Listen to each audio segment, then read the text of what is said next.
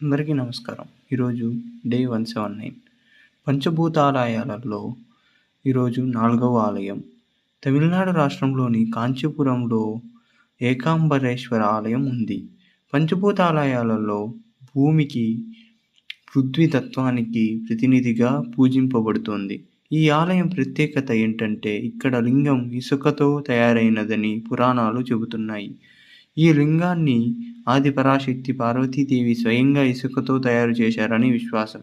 అంతటి శక్తిని భూమిలోకి ఆలయంగా మలవడం ఇది సనాతన ధర్మం యొక్క దృక్పథం. ఇంకొక విశేషం ఏంటంటే ఈ ఆలయంలో 3500 సంవత్సరాల పైబడిన మ్యాంగో చెట్టు అంటే మామిడి చెట్టు ఉంది.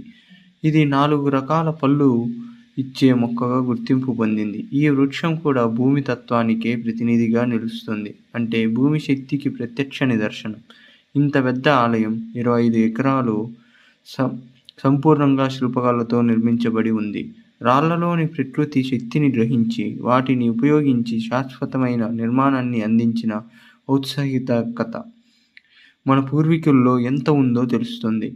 ఇది ఇక్కడికి వచ్చే భక్తులు మట్టిని ముద్దగా పూజించి తమ బాధలను మానసికంగా భూమికి అప్పగించే ప్రయత్నం చేస్తారు. పృథ్వీతత్వం అంటే స్థిరత, సహనం, భరించగల శక్తి.